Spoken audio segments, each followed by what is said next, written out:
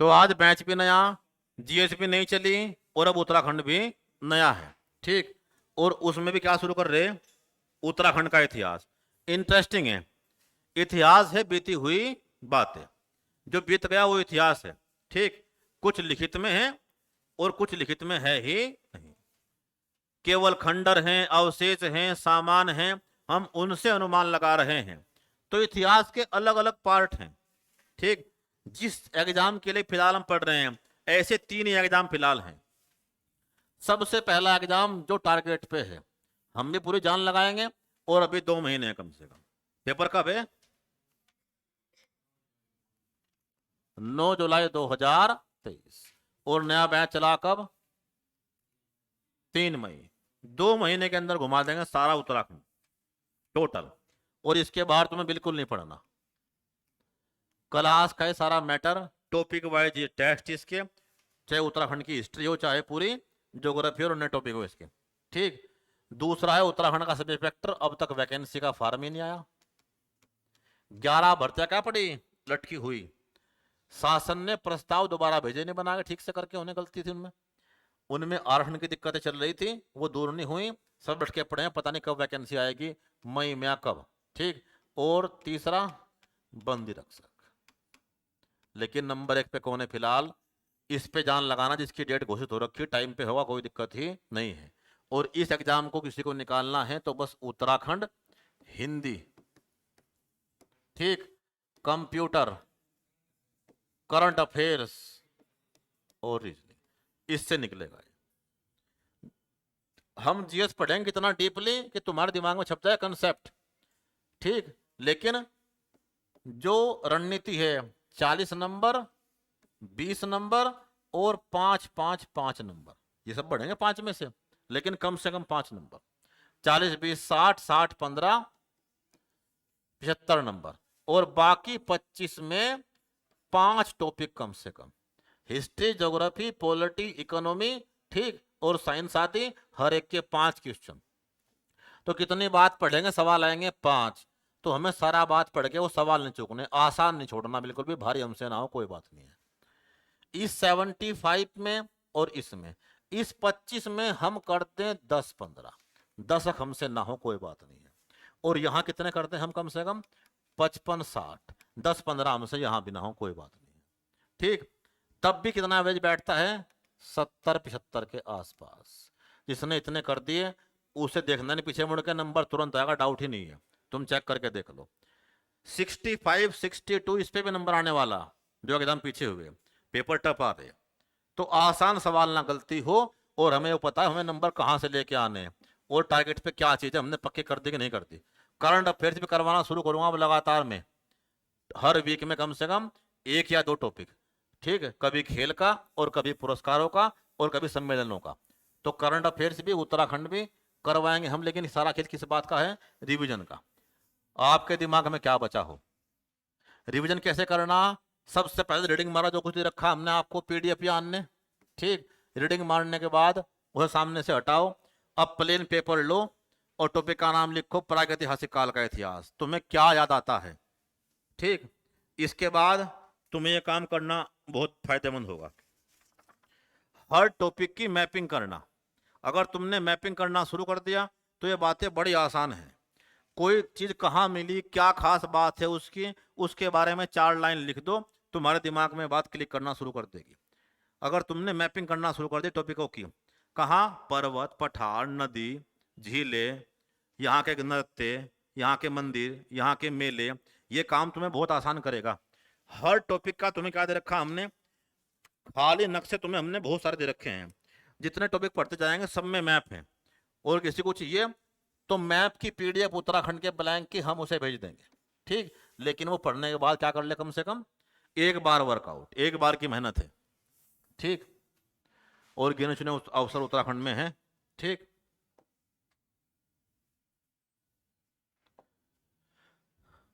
तो इतिहास का एक काल वो है जब लिखित में कुछ भी नहीं है, खंडर हैं, अवशेष हैं, सामान हैं, लिखित में कुछ भी नहीं है। उस काल का नाम क्या है, प्री हिस्टोरिकल एरा, या प्रागैतिहासिक काल। अब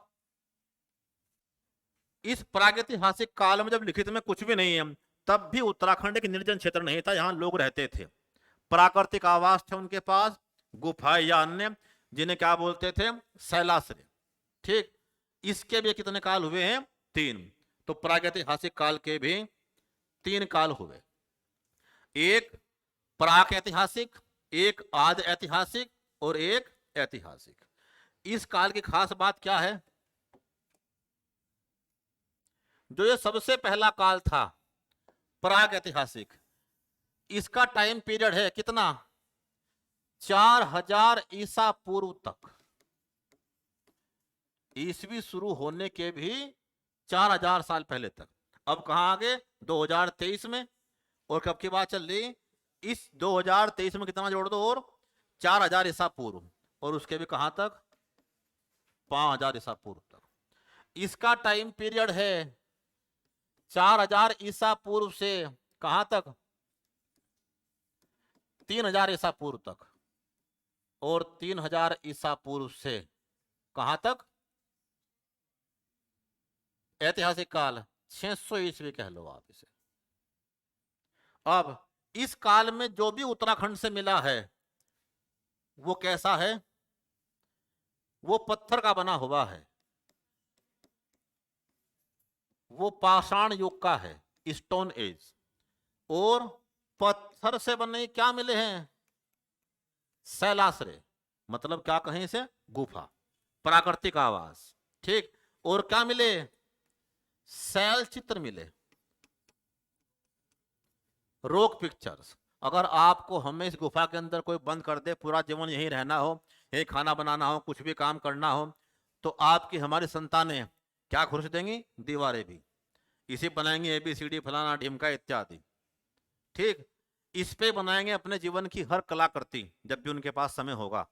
ठीक, यानी अब इन शैलाश्रय के अंदर क्या मिलते हैं, उनके उपकरण, औजार, समाधि, अन्य। कोई मर गया उसे दफना दिया, उसका पालतू कुत्ता मर गया वही पास में दफना दिया, उसकी आवश्यकता के सामान भी साथ में दफना दिया। वही क्या मिले, इनमें शैलाश्रय के अंदर हमें क्या मिलती हैं, समाधियां मिलती हैं, जिन्हें एक और नाम दिया गया है क्या, इन्हें समाधान भी कहा गया है, समाधियां या समाधान। ठीक, कहां से मिलती हैं, किमनी गांव, मलारी इत्यादि जगह से। शैल चित्र मिलते हैं, जो भी शैल चित्र हैं कैसे हैं, एक तो मानव जीवन के हैं कि 34 आदमी क्या कर रहे हैं, नृत्य। 34 आदमी दीवार पे बना रखे हैं नृत्य करते हुए, उनमें रंग भरे हुए हैं, नीले, अन्य इत्यादि। दूसरा क्या है, पशु पक्षी, कहीं हिरण दिखा रखे हैं, मानव शिकार करता हुआ दिखा रखा है इत्यादि, या देवी देवता। यानी इस पहले काल की बात करें, प्रागैतिहासिक काल की, जो 4000 ईसा पूर्व तक का था, सिंपल शब्दों में कहते हैं किसका था, हड़प्पा सभ्यता के टाइम का था। ठीक, जिस सभ्यता में तांबे का विकास नहीं हुआ था इतिहासकारों के अनुसार। तो ये ताम्र युग से पहले ही बात है, जहां सब किसका बन रहा था, पाषाण का। तो इसके साक्ष्य उत्तराखंड में कहां से मिलते हैं, कब ये खोज स्टार्ट हुई, तो कुछ महत्वपूर्ण पॉइंट है, हम PDF भी दें कुछ भी दें, लेकिन की पॉइंट तुम अपने हाथ से लिख दो। की पॉइंट कि सारा इतिहास है तो 139 पेज का है जो हम आपको देंगे PDF, लेकिन जब तुम छोटा करने पे आओगे उसे, तो मुश्किल से 20-30 पेज की होगी बस, उसके भी 1/4 की, क्योंकि तुम भाषण लिखने के महत्वपूर्ण बिंदु लिखोगे बस। तो रिवाइज करना क्या आसान है, अभी 2 घंटे में पूरी हिस्ट्री घुमा दी, हफ्ते भर में 3 बार घुमा दी, तो दिमाग में बात क्या हो जाएगी, स्टोर। और जिसका नंबर नहीं आ रहा है, बस उसे क्या दिक्कत आ रही है, वो विद्वान है बेचारा, मेहनत कर रहा है, लेकिन समस्या किसका है कि 2-4 क्वेश्चन बस वो इस फेर में फंस गया है। यानी अगर मेरिट जाए 65 तो उसके 60, अगर मेरिट जाए 70 तो उसके 65, मेरिट जाए 75 तो उसके 70। ओ तेरी यार, किसने मार रखे हमें, 5-10 नंबर ने। और 80-90% छात्र इसके ही शिकार हैं। और उसका समाधान केवल और केवल ये है कि वो रिवीजन करें, पहले रीडिंग मार के या अंडरलाइन करके, सेकंड टाइम वो सामने से उसे हटा दें या तो लिख के देखें, टॉपिक का नाम लिखें और जितना दिमाग में अब है या तो उसे लिख के देख लो। लिख के देखना बहुत बेनिफिशियल है, हर बात रिकॉल होगी। एक पॉइंट, भाषा बिल्कुल नहीं लिखनी है, दिमाग में चले जाओ रिकॉल करते हुए, ये बात ये थी, ये बात ये थी, ये पॉइंट था, ठीक है, ताकि तुम्हें पता लगे क्या पॉइंट महत्वपूर्ण है। और उसके बाद कहां आ जाओ, टेस्ट पे। टेस्ट भी क्या, दो तरह के। सबसे फोकस कहां रखना, ओल्ड पेपर पे। मार्केट में सैकड़ों टेस्ट देने वाले फिर गए हैं। आज की तारीख में जो सबसे खतरनाक सामान है उसका नाम है इंटरनेट, जो आदमी को भयंकर कंफ्यूज कर रहा है। मैटर की बाढ़ है, क्या पढ़ूं क्या ना पढ़ूं, क्या डाउनलोड कर लूं, मोबाइल भरे पड़े पीडीएफ से, फोटो से, अन्य से, उस पर वो मैनेज नहीं हो पा रहा। जहां भी चार सवाल अच्छे देखे एकदम फॉलो करना शुरू कर दे, एकदम टेस्ट को डाउनलोड करना शुरू कर दे, इत्यादि। ठीक है, उससे बचना है। मॉक टेस्ट हम भी दे रहे हैं, पर्याप्त है। फोकस किस पे रखना, पुराने पेपरों पे। आयोग क्या सोच के पेपर बना रहा है, क्वेश्चन कहां से ले रहा है, तुम्हें वो बात समझना बहुत जरूरी है। यहां बहुत खतरनाक सवाल दे रखे एग्जाम में, उसमें से कुछ भी ना रखा, ऐसा हो सकता है। तो ये बातचीत है। ये टेस्ट करवाएगा आपकी रिकॉल पावर, कि अब रिकॉल हुआ कि नहीं हुआ, या अब भी कमी रह जाए। अगर तुमने टेस्ट देने के बाद अपना एनालिसिस नहीं किया तो तुम दिक्कत में हो। तुमने एनालाइज किया कि हिंदी में ठीक नंबर बन रहे थे, लास्ट दो टेस्ट से हिंदी में नंबर नहीं आके दे रहे। जहां पिछले कुछ पेपरों में 17-18 नंबर आ रहे थे 20 में से, वो कहां समट गए, 5 से 12 के बीच में, 12-13 क्रॉस नहीं हो पा रहे हैं। तो तुमने गलती पकड़ी कि हमें यहाँ कुछ और बात पढ़नी जरूरी है, रचना और साहित्यकार, इसे कहते हैं एनालिसिस। तुमने चेक करके देख लिया यार मेरे से तो इकोनॉमी का एक भी सवाल नहीं हुआ, जबकि सवाल तो बड़े आसान थे।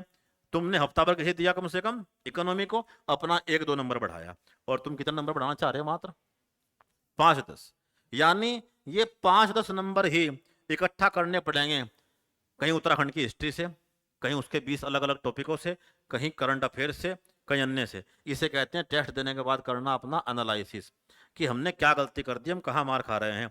जो ये नहीं करने का वो गलती बार बार करेगा, और जो ये करेगा वो गलती कर देगा रिमूव 1 या 2 बार में ही। ठीक क्या, मजाक लेना, किसी का नंबर ना आना बड़ा आसान है, नंबर आना बड़ा मुश्किल है। ठीक क्या, कब, जब 1.5 लाख लोग से कम अब कोई भी एग्जाम नहीं दे रहे उत्तराखंड के अंदर। क्यों, 6 साल से हर एक आदमी स्टक हो गया, फंस गया है, ना तो वो कहीं जा पा रहा, और वही सेम आदमी हर भर्ती में टकरा रहा है, हर भर्ती में, पिछले 3 साल से खास तौर से, कोरोना काल के बाद से सारे आदमी सेम दे रहे हैं। अपर पीसीएस भी, लोअर भी, समीक्षा अधिकारी भी, वीडियो भी, वीपीडीओ भी, वन दरोगा भी, इत्यादि।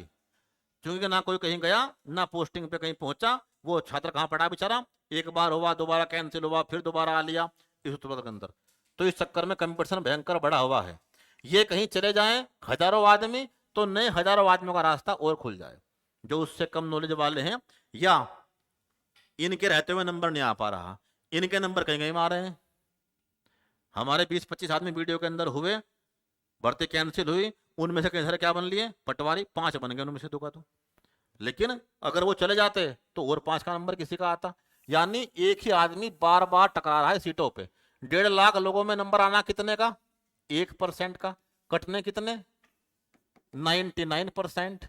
ये वो रणनीति है जिसके दिमाग में बैठ गई कि रिवीजन, टेस्ट, एनालिसिस, तो वो गेम खत्म कर देगा एक ही बार में। और ये जो दूरी है 10 नंबर के आसपास की, ये पाट देगा। ठीक, चलते हैं टॉपिक के ऊपर। अब उत्तराखंड में सबसे पहली बार प्रागैतिहासिक काल के साक्ष्य कैसे और कहां से मिले, एक मैप बनाना शुरू करो। उत्तराखंड में प्रागैतिहासिक काल के साक्ष्य, प्रागैतिहासिक, आज ऐतिहासिक नहीं, प्रागैतिहासिक काल के साक्ष्य कहां से मिलना शुरू हुए। तो उत्तराखंड में प्रागैतिहासिक काल का साक्ष्य सबसे पहली बार कहां से मिला, लोकेट करना मैप के ऊपर और लिखना अलग से। उत्तराखंड में प्रागैतिहासिक काल की सबसे पहली खोज, सबसे पहली खोज कहां, यहां जिला पड़ता है कौन, चंपावत। और 1856 में प्रागैतिहासिक काल की सबसे पहली खोज प्रागैतिहासिक काल की सबसे पहली खोज 1856 में किसने? हेनरी जे हेनवुड ने की। कहां से? देवीधुरा से, देवीधुरा चंपावत से। क्लियर? 1856, 1856 में। यह उत्तराखंड में प्रागैतिहासिक काल की सबसे पहली खोज थी, फर्स्ट। क्लियर? प्रागैतिहासिक काल की सबसे पहली खोज 1856, देवीधुरा। क्या खोज दिए इसने? समाधान खोज दिए। क्या? समाधान खोज दिए। और क्या खोज दिए? कप मार्क्स, उखल जैसे गड्ढे, उखल जैसे गड्ढे।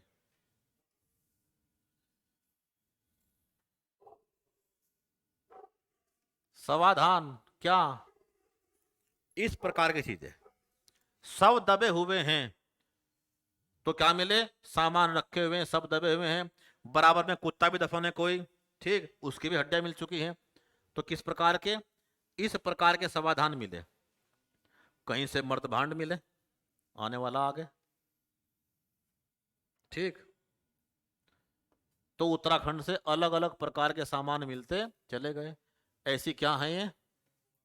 गुफाएं। अगली बातचीत। 1877 में 1877 में कौन जिला अगला? अल्मोड़ा।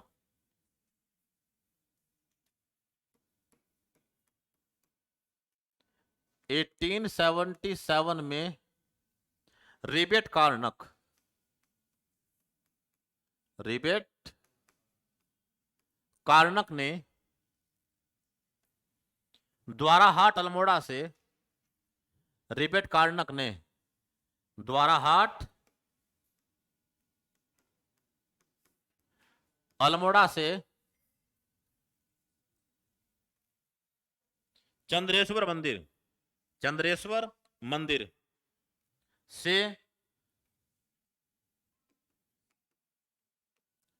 चंद्रेश्वर मंदिर से क्या खोजी?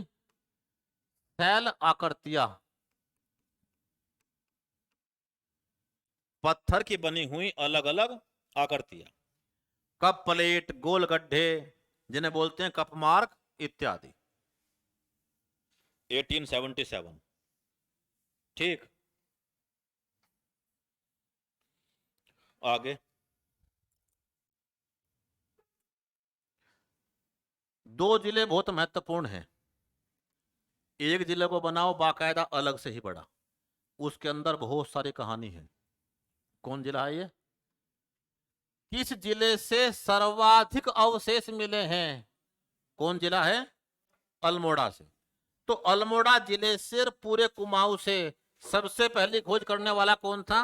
1856 में हेनरी जे हेनवुड, ठीक। कहां से?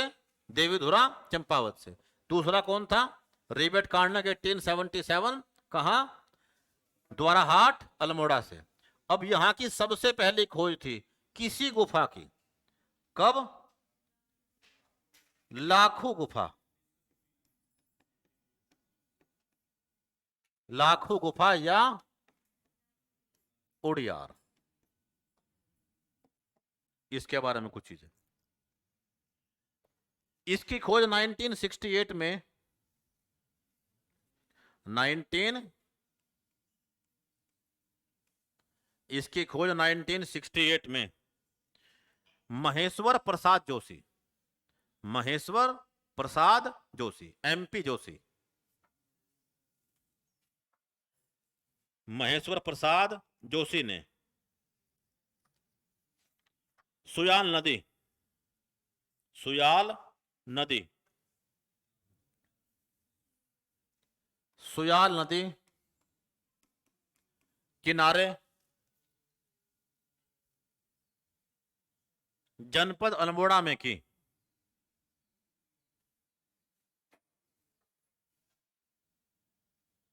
यह कुमाऊं में प्रागैतिहासिक काल की शैलाश्रय की सबसे पहली खोज थी। यह प्रागैतिहासिक काल की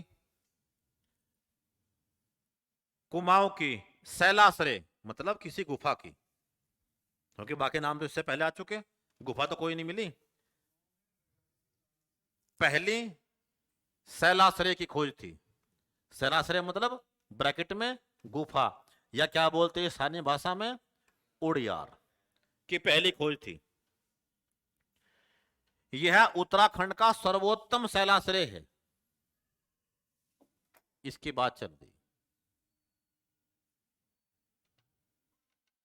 जो यह उत्तराखंड का सर्वोत्तम शैलाश्रय है, जो दल बैंड बाड़े छिना के समीप स्थित है। जो दल बैंड बाड़े छिना के समीप स्थित है।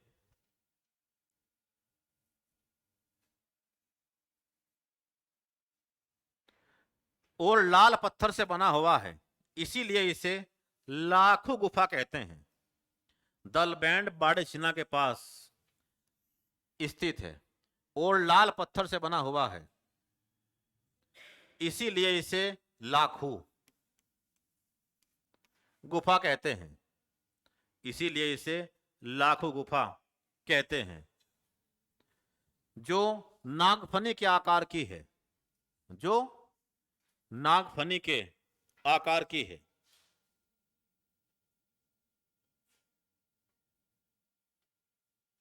और यहां के शैल चित्रों का मुख्य विषय, यहां के शैल चित्रों का मुख्य विषय सामूहिक नृत्य और शिकार है।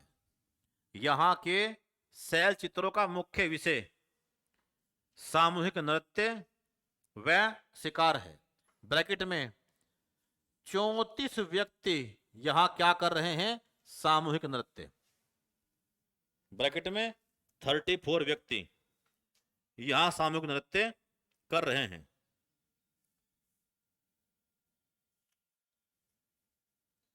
क्लियर?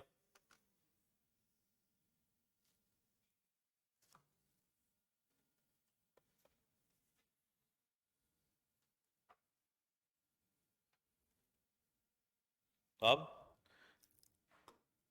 जो ये मुख्य गुफा है, इसके आसपास से फिर और गुफाएं मिली और सामान मिले। कहा? लिखो। अल्मोड़ा में एक का नाम लिखा 1968 महेश्वर प्रसाद जोशी। ठीक। क्या है? कुमाऊं की सबसे पहली शैलाश्रय। लाल चित्र हैं और सामूहिक नृत्य 34 आदमी कर रहे हैं। क्या मिले ये चित्र इसके अंदर? ठीक। क्या लिखो आगे। इससे आधा किलोमीटर दूर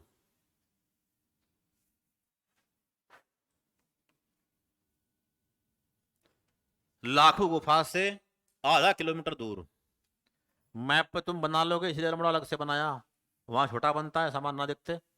आधा किलोमीटर दूर ही फड़का नोली स्थित है। कौन जगह है?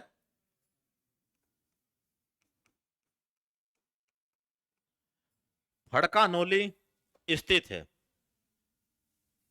जहां 1985 में डॉक्टर यशोधर मठपाल, डॉक्टर यशोधर मठपाल ने 3 शैलाश्रय खोजे। 3 गुफा यहां मिली।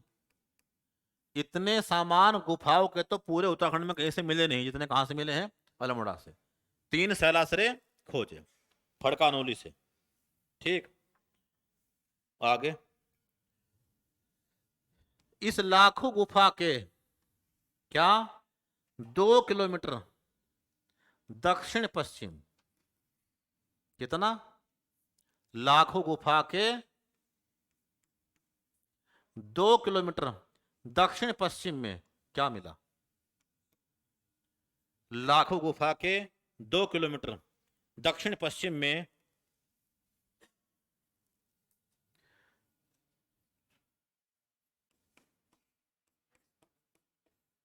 पेटसाल, पेटसाल गांव। अब ये गांव है तीन, एक गांव ऊपर, बीच में क्या है? कफ्फर कोट, कफ्फर कोट गांव, पेटसाल और मोनाकोट गांव, मोनाकोट गांव।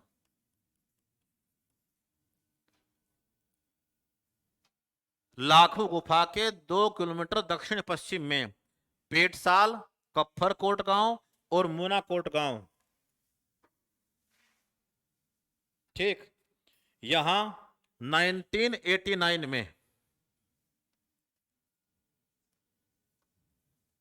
यहां 1989 में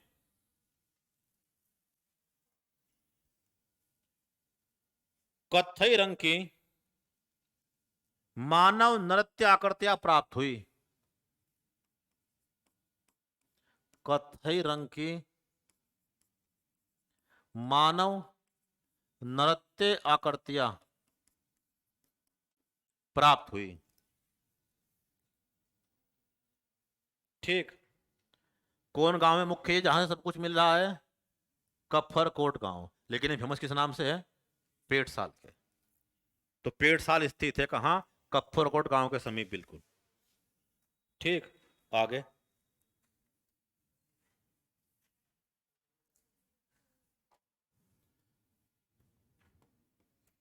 इसी फड़का नोली के समीप स्थित है फल सीमा। ये भी कहां है? अल्मोड़ा में ही, फल सीमा।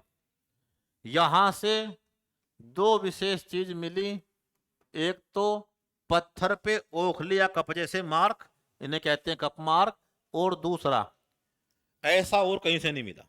क्या? योग और नृत्य, योग व नृत्य, मानव आकृतियां, यानी मानव की आकृति बना रखी है गुफाओं के अंदर। क्या करते हुए? योग, खास तौर से योग करते ना, अंडरलाइन। और कहीं से योग के साक्ष्य नहीं मिले। योग व नृत्य करती हुई मानव आकृतियां। ठीक, आगे। अल्मोड़ा से ही दो सामान और जगह से मिले हैं कुछ। तुमने नाम सुना होगा कसार देवी। कसार देवी भी कहां है? अल्मोड़ा में। यहां से क्या मिला? 14 नर्तकों का शैल चित्र। 14 नर्तकों का शैल चित्र कहां से? कसार देवी, अल्मोड़ा से। ठीक, आगे।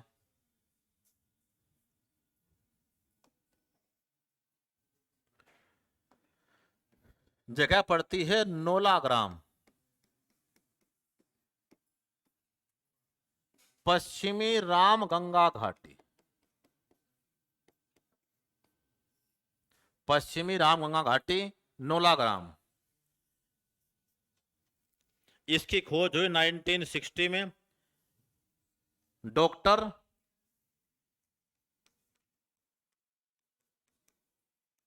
यशोधर मठपाल के द्वारा। कब? 1960 में, पश्चिमी रामगंगा घाटी। ठीक, नोला ग्राम। यहां से भी क्या मिले हैं? शैल चित्र।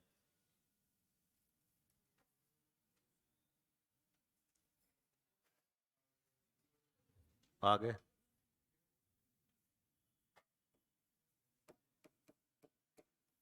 धनगल गांव, ये भी कहां है? अल्मोड़ा। धनगल गांव, अल्मोड़ा। क्वेश्चन वो ये देगा, निम्न में से कौन सा स्थल संबंधित है प्रागैतिहासिक काल से या नहीं। स्थलों के नाम भी याद रख लो तब भी बड़ी बात है। ठीक,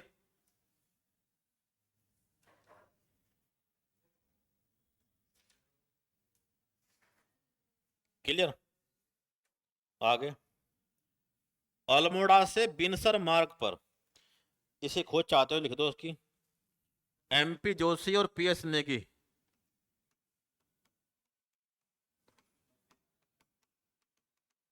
धनगल गांव अल्मोड़ा में खोज की 1998 में एमपी जोशी और पीएस नेगी के द्वारा। क्या मिल रहे? सब पत्थर के बने हुए सामान, पाषाण काल की बात चल रही, और कोई बात नहीं उससे अलावा इसमें। ठीक, इतनी बात अब लिखी अब तक। अल्मोड़ा से रास्ता जा रहा है बिनसर, मुख्य अल्मोड़ा शहर से।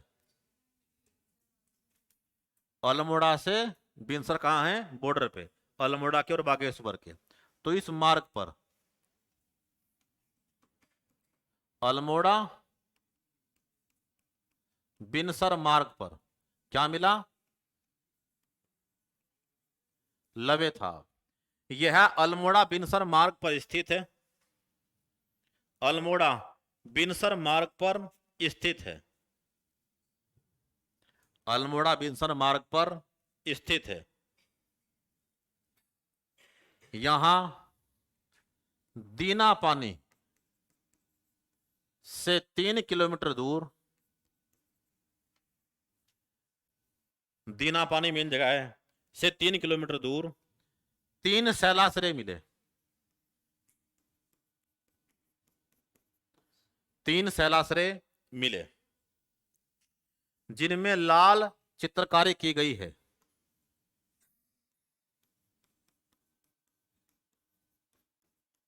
जहां क्या मिल रहे हैं? लाल शैल चित्र। ठीक, इतनी बात में कोई दिक्कत तुरंत बताओ एकदम।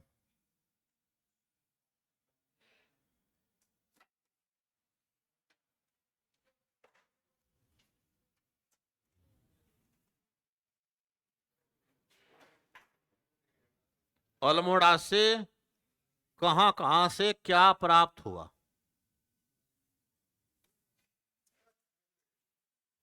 ठीक, ये तो बातचीत उसकी कि अल्मोड़ा से कहां से क्या प्राप्त हुआ, प्रागैतिहासिक काल की चीजें। ठीक, लवे था, आपका सार देवी, फल सीमा, ये।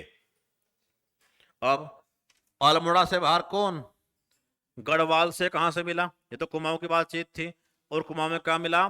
तुमने दो ही जिलों के नाम सुने अब तक बस, या तो चंपावत का सुना या अल्मोड़ा का, ना पिथौरागढ़ का, ना उधमसिंह नगर का, ना नैनीताल का, ठीक क्या, और कहीं का नहीं, ना बागेश्वर का।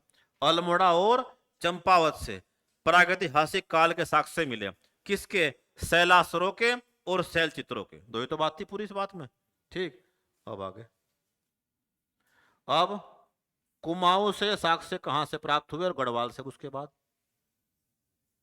और गढ़वाल में कौन जिला?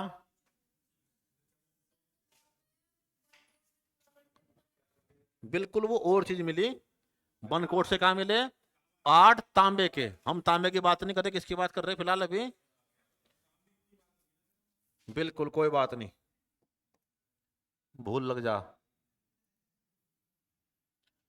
तो ये तो किसकी बातचीत की हमने फिलहाल अभी?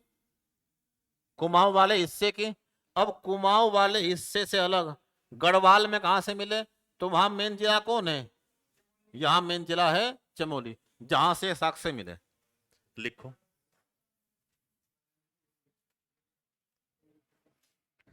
प्रागैतिहासिक काल के साक्ष्य गढ़वाल में निम्न स्थलों से प्राप्त हुए। प्रागैतिहासिक काल के साक्ष्य गढ़वाल में निम्न स्थलों से प्राप्त हुए। पहला जिला कौन? बड़ा बनाया, छोटा वैसे ये, क्योंकि इसमें बहुत सी बात बननी। चमोली के साक्ष्य सर्वाधिक चमोली जिले से प्राप्त हुए। चमोली जिले से प्राप्त हुए। और अब जैसे किसी शैलाश्रय की, किसी गुफा की सबसे पहली खोज कुमाऊं में कहां की थी? लाखों गुफा, 1968, महेश्वर प्रसाद जोशी। तो इसी प्रकार से गढ़वाल में किसी शैलाश्रय की जो सबसे पहली खोज थी वो गवा रक्षा गुफा। कहा? गवा रक्षा गुफा, या गवा रक्षा क्या बोलते हैं इसे स्थानीय भाषा में? उड़िया। गढ़वाल की सबसे पहली प्रागैतिहासिक काल की सैलासरे की खोज गवारक्षा गुफा या गवारक्षा उड़ियार थी, जो किस गांव में स्थित है? जो डुंगरी गांव में स्थित है, जो अलकनंदा घाटी में स्थित है। अलकनंदा की भी कौन सी घाटी? पश्चिमी धोली गंगा। डुंगरी गांव, डुंगरी गांव प्रसिद्ध है किसके लिए?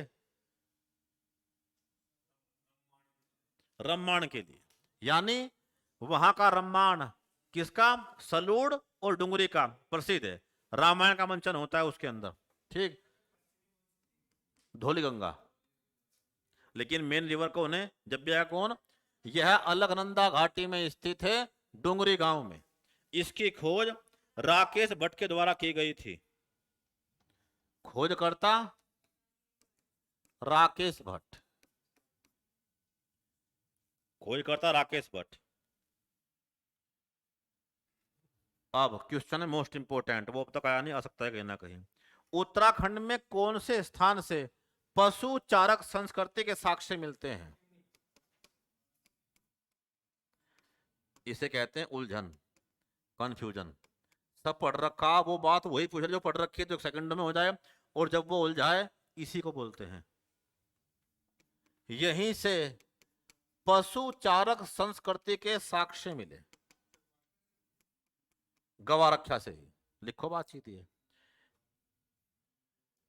यहीं से पशुचारक संस्कृति के साक्ष्य मिले।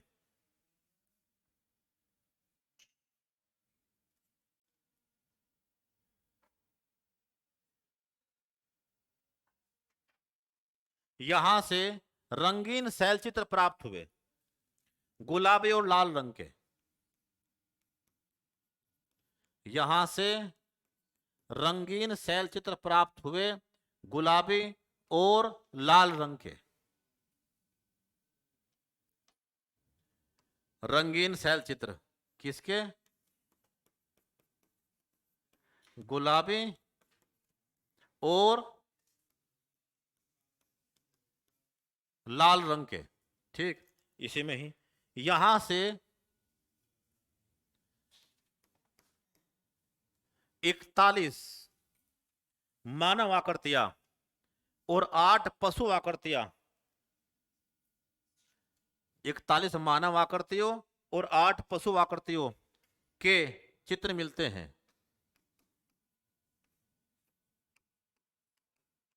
तभी तो नाम क्या पड़ा? पशुचारक संस्कृति। कि ये लोग क्या चराते होंगे? भेड़िया अन्य। ये उनके साक्ष्य हैं।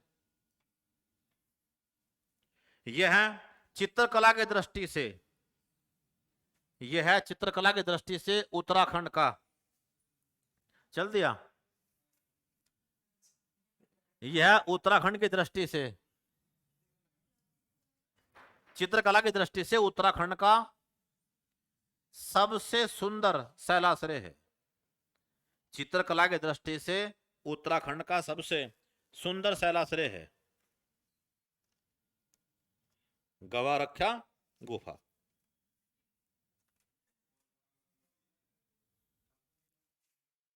यहां से त्रिशूल आकार के चित्र भी मिले हैं। यहां से त्रिशूल आकार के चित्र भी मिले हैं। त्रिशूल, त्रिशूल आकार के चित्र भी मिले हैं। जैसे किसे जोड़ते हैं लोग? जिसे जोड़ते हैं लोग भगवान शिव से।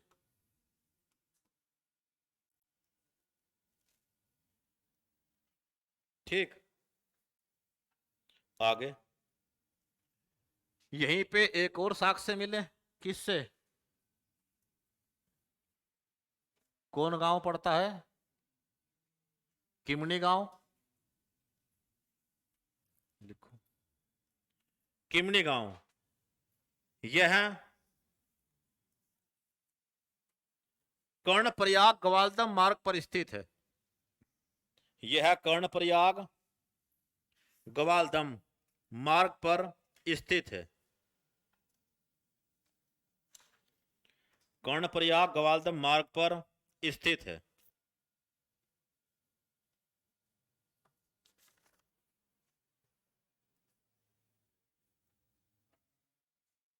जहां सफेद शैल चित्र मिले हैं, सफेद रंग के,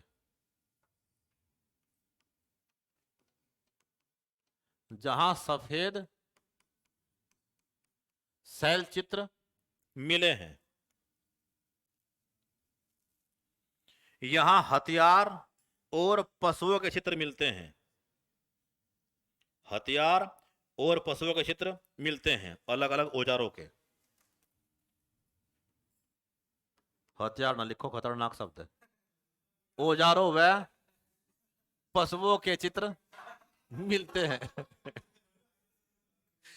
औजारों व पशुओं के चित्र मिलते हैं, ठीक। जो 7,000 वर्ष पुराने हैं, यानी बहुत प्राचीन काल के सामान मिले, 7,000 वर्ष पुराने। और इसी को तो पढ़ रहे हैं हम। 5,000 वर्ष पूर्व से लेकर कब तक की बात है? 4,000 तक की। 2 वर्तमान में है, 4 6 कब की बात चल रही है? 7 की। जो 7,000 वर्ष पुराने हैं, ठीक। और किमनी गांव पिंडर नदी घाटी चमोली में स्थित है। पिंडर नदी घाटी चमोली में स्थित है। पिंडर नदी घाटी चमोली में स्थित है।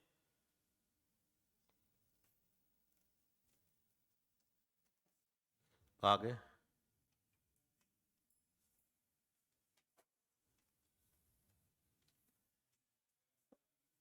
उत्तर काशी से क्या मिले? 2 चीज। सब प्रागैतिहासिक काल की बात चल रही है, पत्थर या शैल चित्रों की बात चल रही है। हुडली, हुडली उत्तर काशी, हुडली उत्तर काशी से नीले रंग के शैल चित्र मिले। हुडली उत्तर काशी से नीले रंग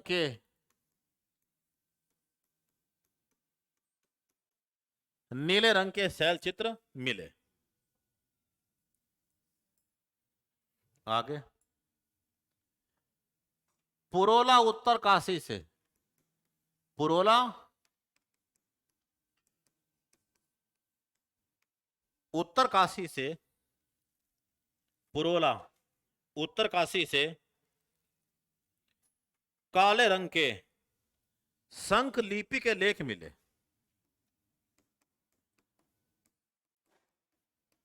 पूरे उत्तराखंड में नाम कहीं और तो नहीं सुना? शंख लिपि, शंख के आकार में लिखी हुई लिपि है, जो पढ़ नहीं पाए। शंख लिपि, काले रंग के शैल चित्र मिले शंख लिपि के। तो पूरे उत्तराखंड में शंख लिपि के साक्ष्य मिलते हैं केवल एक ही जगह से, बस पुरोला उत्तरकाशी से। और कौन? यमुना घाटी। कौन जगह है? यमुना घाटी से।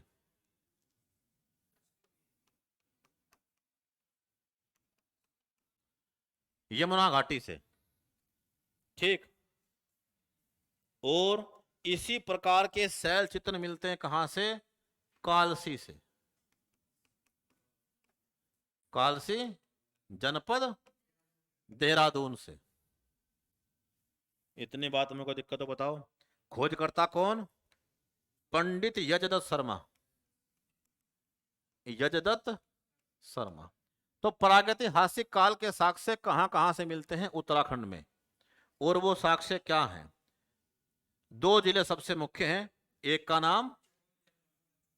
नाम चमोली और एक का नाम अल्मोड़ा, ठीक। आगे आद ऐतिहासिक काल के साक्ष्य, आद ऐतिहासिक काल के साक्ष्य ये कहां से मिलते हैं? आद ऐतिहासिक लिखो, बस यहां से लिख दियो कल जरा।